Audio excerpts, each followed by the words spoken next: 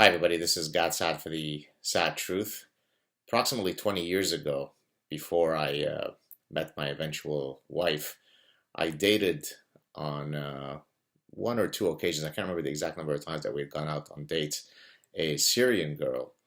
Uh, I originally met her parents at a barbecue that was hosted by a childhood friend of mine. This is a guy that I met when I first moved from Lebanon to Montreal, and we went to elementary school together. And at this party, I met these Syrian folks, a couple. The daughter in question, I can't remember, I don't think she was there at the time, but they met me. The father was a professor in Syria. I'm not sure if they had officially emigrated to Canada yet, but when he found out that, I was a professor as well, I seemed to have the right CV to meet his daughter. He was very excited to have us get together. And as a matter of fact, I had gone out with the parents at one point to a Lebanese place, and the manner by which the parents were sort of selling the idea of their daughter to me was quite astonishing, certainly by Western standards, notwithstanding the fact that I come from the Middle East. It still is surprising to kind of see how the daughter was pretty much viewed as some sort of cattle that is being sold. I won't repeat in Arabic what they said because many people here won't understand it, but the mother explained to me that her daughter had yet to be opened up by a man. In other words, that she was still a virgin. Of course, there's a big premium on that in many places of the world, certainly in the Middle East. And so, anyways, so she sold me the idea of going out with her daughter, which I accepted. And we went out, I'd like to think maybe two times.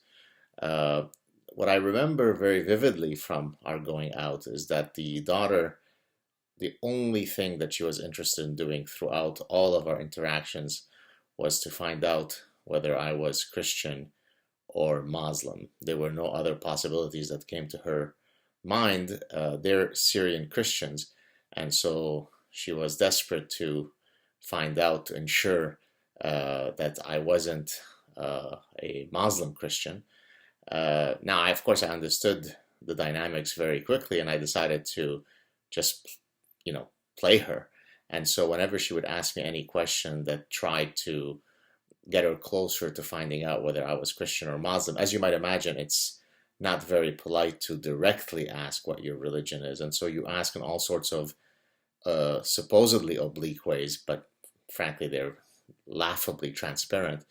And so I would always give very, very evasive answers that would get her no closer to the actual answer that she was looking for. And then after this charade went on for a while, we were sitting at a cafe. I remember the cafe no longer exists in Montreal. It's called Le Daphné for anyone who is a Montrealer, on Saint Denis Street. And we were sitting, and she just kept going with her sort of FBI questioning. And I sort of put down my fork in a very sort of Godfather James Bond way, and I said, I think I understand what's going on here, and I know what you're doing. And so, of course, she feigns.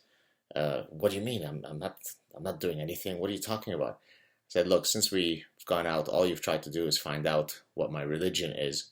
No, I'm not. No, I'm not. How could you say that? No, not at all. I said, well, I am your parents' worst nightmare. What do you mean? I don't understand what you mean. I said, well, I am your absolute worst nightmare. She goes, what do you mean? You're, with disgust in her face. She said, what do you mean? You're Muslim? I said, no, no, no, much, much worse. Now she's completely stumped. She doesn't know what to think.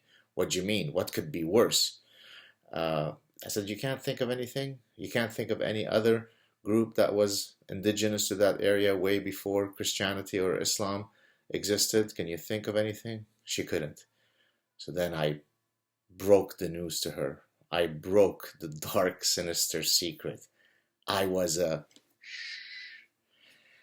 Now, if you saw how quickly we got out of there, because she now realized that she was sitting with with an infected soul.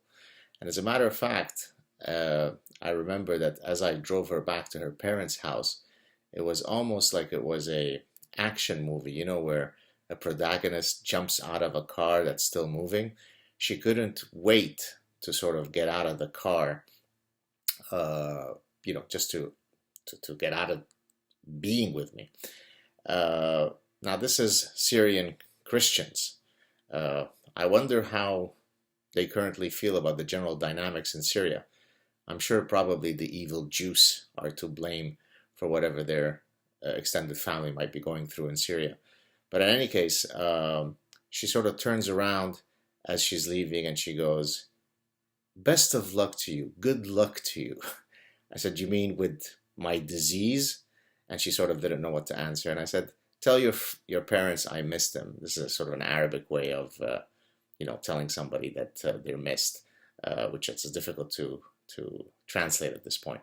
But this gives you a sense of the cancerous, the deep, the profound, the endless Jew hatred that exists in the Middle East. Now, that doesn't mean that every person in the Middle East is a Jew hater, but it certainly means that the great majority of people, and I mean, there are surveys, there are very reputable surveys that come out, and you get numbers like, 90%, 95%, 99% of people in various countries in that region, don't trust Jews, dislike Jews, think that Jews are ruining the world, and so on and so forth. And so she's a product of that world, right? The worst possible scenario for her family, one that they couldn't even envision, was that I would be somebody from an Arabic country, but who would be Jewish. Now that's really, really unacceptable. So there you have it, folks.